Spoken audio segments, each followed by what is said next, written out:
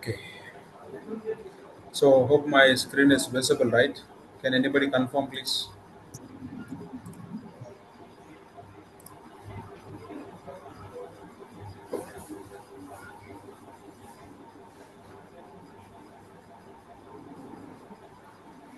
Is it my screen visible?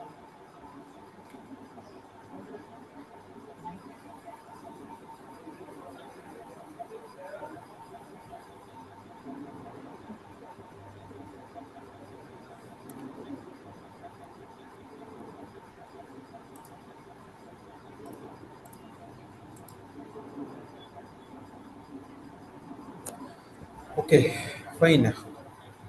So I have not got any response. I'm assuming that my screen is visible. So we are talking about labels of the chemicals. When we say labels of the chemicals,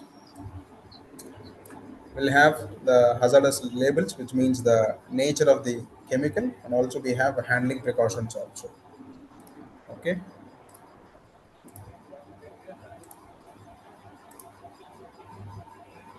fine. Signs and symptoms likely to be manifested on exposure to hazardous substances and also to whom to report. So, in case of exposure of this chemical, so what will be the symptoms? You can you can observe in an exposed person and also to whom they are supposed to inform. Then measures to remove spillage or leakage of hazardous substances, that is also important. So, what are the various spill or control methods or leakage of other substances? Nothing but spill management systems or spill management procedures. So, how to contain the spill? What are the where will have the spill containment kit? There will have absorbing pads and also will have absorbing solution. I think uh, uh, ammonium phosphate or I don't know. Ramakrishna, you can help me on this. I'm not able to recall the absorbing material. Then we'll also explain the roles of the workers in case of emergency plan or evacuation procedure. This is also very important. During the emergency, everybody have their uh, defined roles, so they have to perform the assigned roles in the case of emergency and also evacuation procedure. So basically, what will be the role of a worker in the case of evacuation procedure? ఏం చేస్తారు workers యొక్క role ఏంటి emergency ఎవాక్యుయేషన్లో? They need to evacuate from the Going to building. assembly point, sir. They have to assemble it assembly point. Okay, perfect.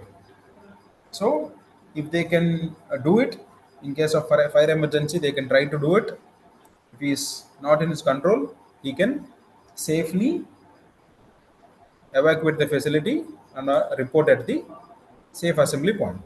Okay, he can't go and sit in the toilet or he can't jump the wall of the organization and go to his home.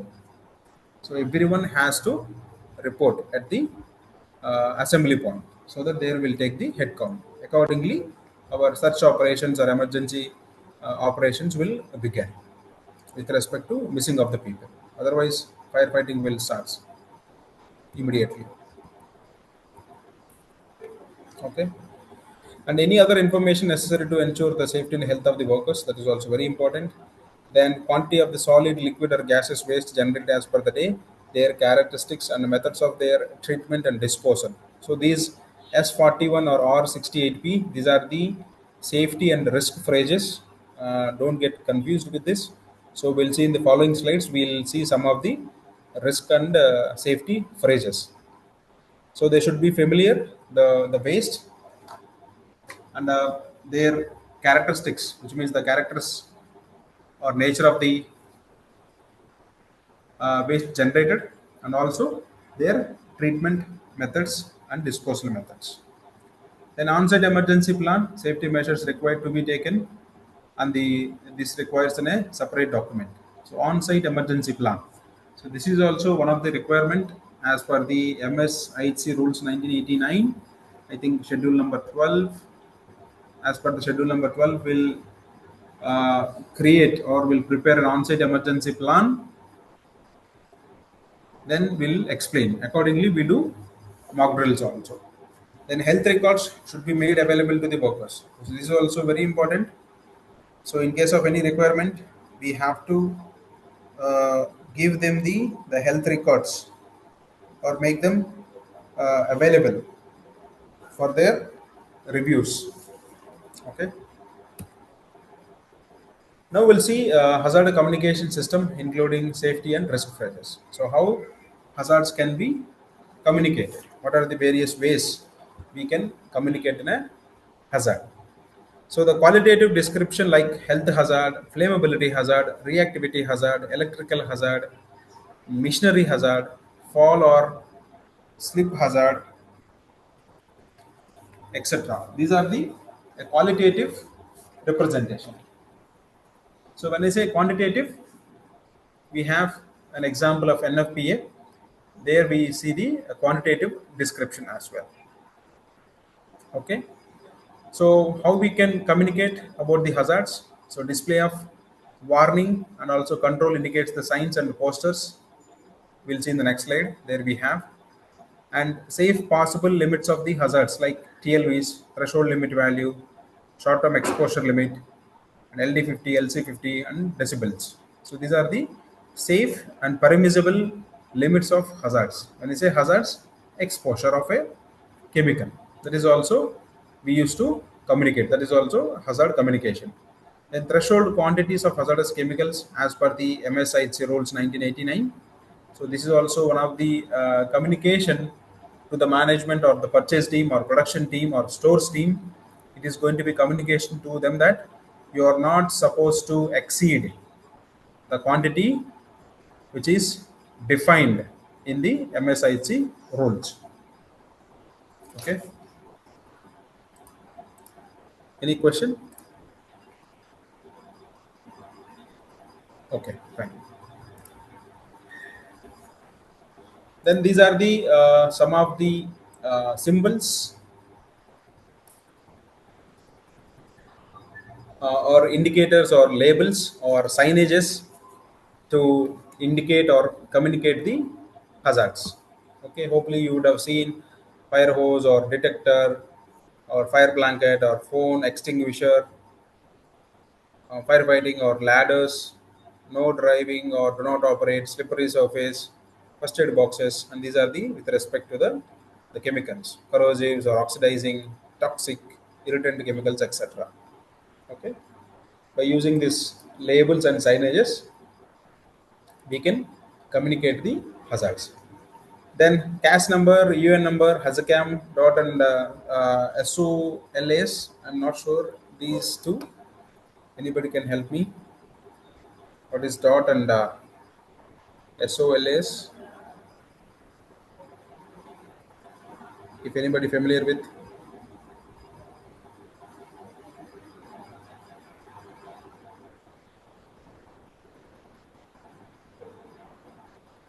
then class labels and also emergency information panel. Okay, when the dot in the sense Department of Transportation and also safety of life at seas. I don't know whether these are right or wrong. I just done a random search in the Google. Maybe I'm wrong. And then trump card. So this is also very important. It also communicates the hazardous nature of the and also the properties of the material. Then hazard prioritization by the numbers given by the NFPA. This is the prioritization or quantification and also safety and risk phrases. Okay, this is how we can communicate. Now we'll see the few hazard prioritization as per the NFPA. So first we see the matrix, then we'll come back to this one. I think here itself we can explain. Here it is have a bit blur. You can only concentrate on the colors. So this is NFPA rating, National Fire Protection Association rating for an explosion guide or as hazard identification guide. So basically, NFPA gives on chemical with this diamond. Either sometimes you have three different diamonds or only one diamond or one two diamonds. So here the red color indicates the flammability hazard of a chemical or a material, and yellow indicates reactivity hazard, and white indicates a special hazard. Okay, and blue indicates health hazards. So these are the different types of hazards. By seeing this color and the number, we can have their rating. Okay.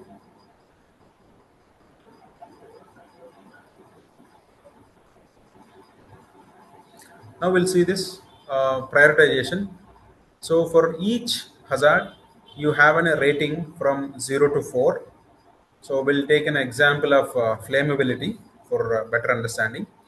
So when you see any chemical with a fire symbol, like with only one single diamond with the number 2, you can understand that it is moderately flammable or flammable hazard. 0 means it is almost no flammability nature. It's like in a water. Slightly flammable. When you say, if you see a symbol of 2 in the red color diamond, moderately flammable. When you say 3, highly, or 4, extremely flammable. And if we talk about blue, so here we have a blue color diamond with a number 3. 3 is talking about high health hazard, or almost no health hazard, slight health hazard, moderate health hazard, high and extreme. So when you are exposing to specific chemical, they will give this identification number. This chemical can leads to high health hazards based on the TLV. See here they have given the based on the TLV threshold limit values. They will give this number. When you say threshold limit value, for how many hours they will give threshold limit value? Anybody can guess?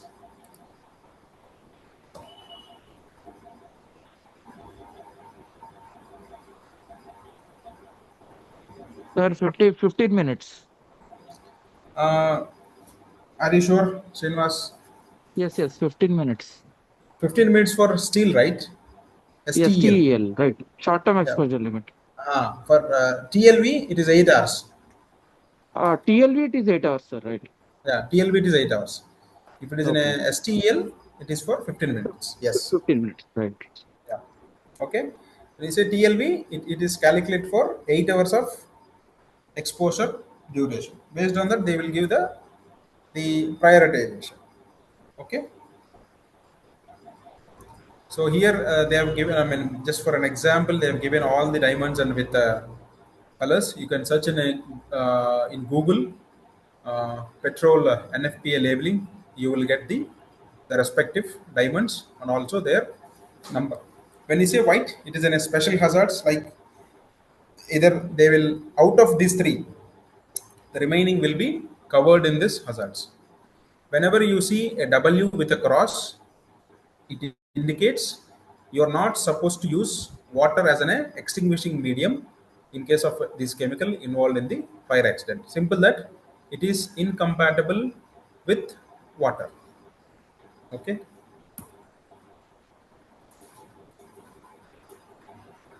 Okay, now we'll see some of the safety and risk phrases and Regulation 9 of Hazardous Chemical Identification Packaging Regulation 1993. It gives the requirements of labeling of the substances and also preparations of dangerous for supply. This includes name, address of the supplier, information about the substance, symbols, risk and safety phrases. Okay, now we'll see some of the phrases. Okay. So if you see this phrases, basically these are precautionary measures, or when I say safety measures, you should follow. Okay. So if you are getting any chemicals with this safety phrases, when I say S1, keep it locked up. S1 by 2, keep locked up and also out of reach of children.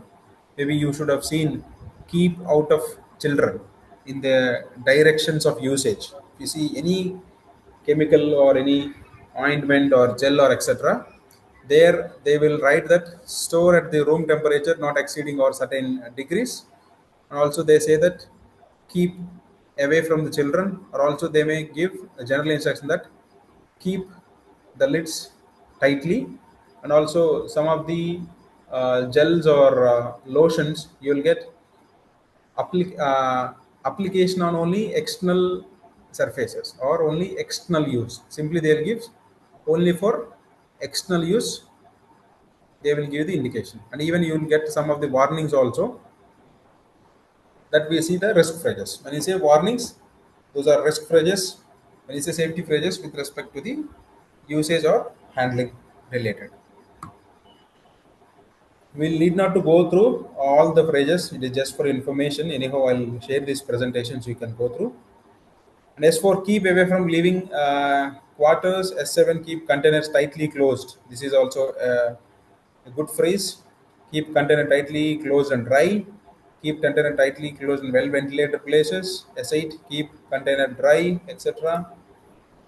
Then do not keep the container sealed. Keep away from the heat. Keep away from the source of ignition. Keep away from the combustible materials, etc. Okay, and when using, do not eat and drink. So this is also a general suggestion, a common suggestion.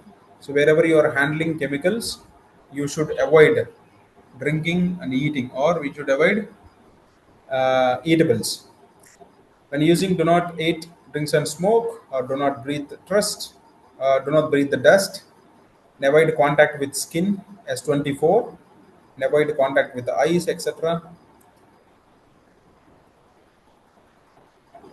Do not entry to the drains. So it is talking about the spillage. So you are not supposed to enter, or you are not supposed to release the chemical into the drains.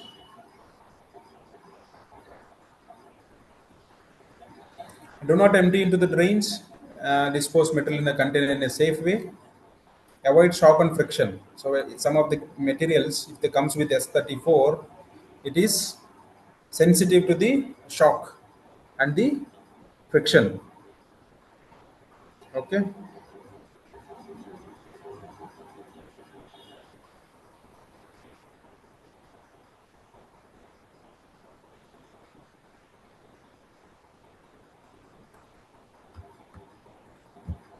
Then wear suitable gloves, protective clothing, etc. Then these are risk phases, which means the hazards. Explosive when in the chemical is at a dry state, it can able to explode. Risk of explosion by shock or friction. Extreme risk of explosion. R4 forms very sensitive explosive metallic compounds. R7 may cause fire. R10 flammable. R11 highly flammable. R12 extremely flammable. 14 reacts violently with water, which is nothing but highly incompatible with waters, nothing but sodium, uh, high toxic corrosive chemicals. Then explosive when mixed with oxidizing substances may form explosive peroxides. Then R23 toxic by inhalation and harmful if swallowed, harmful in contact with the skin. Okay, and this is also toxic if swallowed. R26, R34 causes burns and irritation to eyes, etc. Okay, these are the some of the risk and safety phrases. Now we'll see the handling of flammable liquids. From here, we try to cover handling of flammable liquids, solids, and gases, etc. Different types of materials with respect to their handling. Okay, whenever you are handling a flammable liquid, take care of adverse weather conditions. So because these flammable liquids will have flash point, very low flash points, so that at the temperatures, weather conditions, it can release the vapors.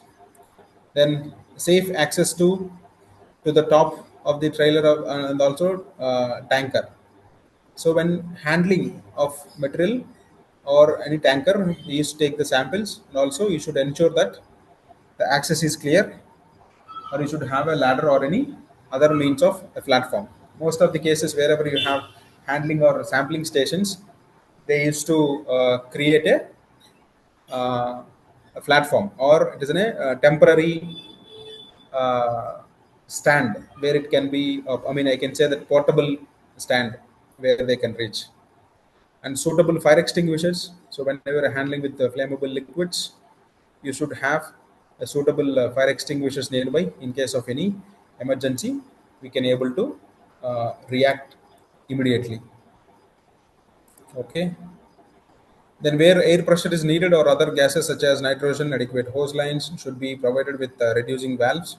The pressure should be as minimum as possible. Soundness of pipe lines and joints should be checked, and breakable pipes should not be used for toxic chemicals. Okay, wherever air pressure is needed or any other gases like nitrogen or any aqueous, the hose line should be provided with reduced pressure. With the less pressure, whatever the air gases or in case of any nitrogen gas for the flammable liquids, sometimes due to the evaporation, there will be chance of creation of flammable vapors. With the nitrogen, we can able to suppress, and also pressure should be as minimum as possible, and also we have to check the condition of the pipes and their joints also in a good condition. And we are not supposed to use any breakable pipes or which are brittle in nature. Due to the usage, these plastic pipes or rubber pipes become brittle, and when they become hard, and there may be a chance of cracking. So we should be not be used for toxic chemicals. Then steam lines, if heating is necessary, that is also one.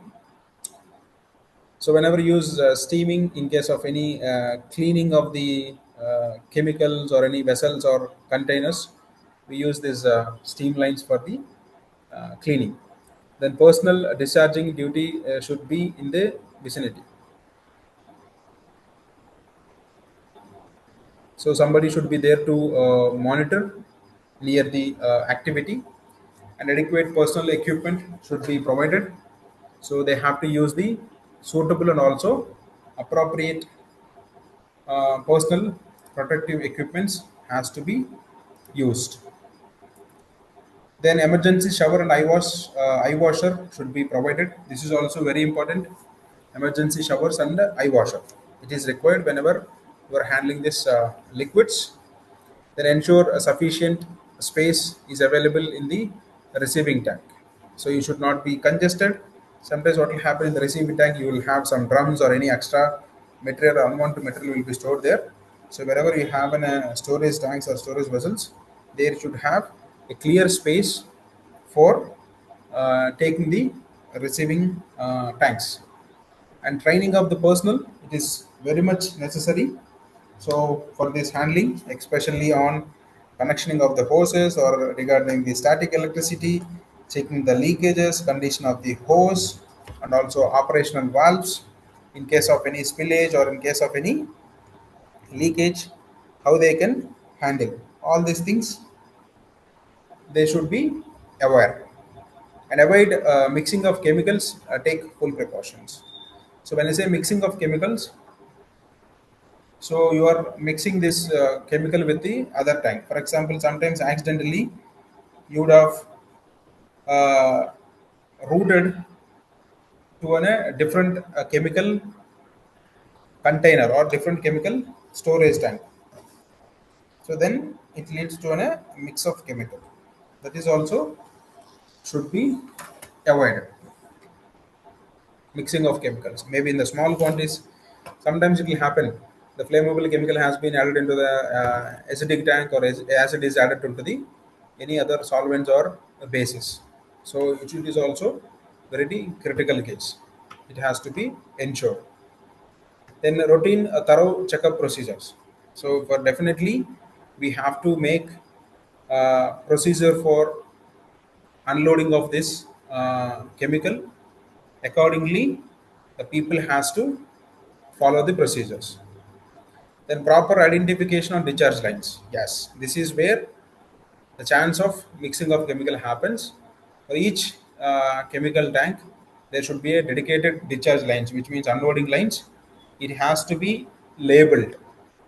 Then only it will be easy to identify. Then earthing for transferring flammable liquids, mufflers or exhaust pipe. Okay, for the controlling of static electricity. So when you say muffler, that is for a spark arrestor or exhaust arrestor. Then truck or tanker should be fixed by the brakes or wheel blocks and engine stopped with a loading or unloading position. So this is also an important aspect. So the tanker or truck should be under engine off condition or wheel chokes. When I say wheel blocks or wheel chokes, and also engine should be off. Sometimes what will happen here, the practical cases. So whenever the drivers they have tendency to they keep the truck there and they will leave the facility. So in case of any emergency or if the truck need to be taken out, it will be a very difficult situation to find the truck drivers. Maybe already who are experienced in the chemical industries, they would have at least experienced such situations. So we always make sure that whenever if you have a loading checklist, unloading checklist, you should have a track of it, or you should inform them. They should be very close to, or we should have a provision or facility to sit the people, so that in case of any necessity, we can immediately take out the container from that or the tanker from that. Okay. So that's all from my side. If you have any questions, we can discuss. Let me check how much time we are. Sorry, still in we have questions. We have 5 minutes, so I'm stopping for here now. So if you have any questions, we can discuss. Otherwise, we'll start a new topic tomorrow morning. Must tomorrow we'll have class in the morning, not in the evening. Just to inform you. So please be aware and please be available. Okay. Tomorrow we'll have class in the morning, 9 to 11 a.m.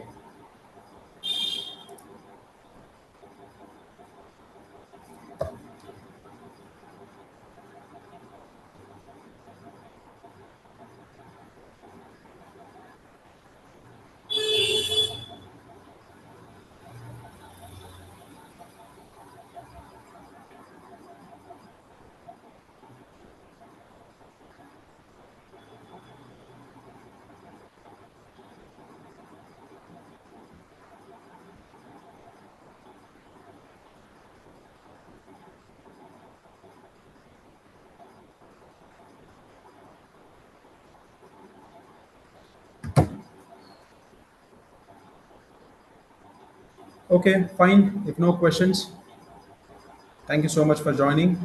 Good night. See you tomorrow.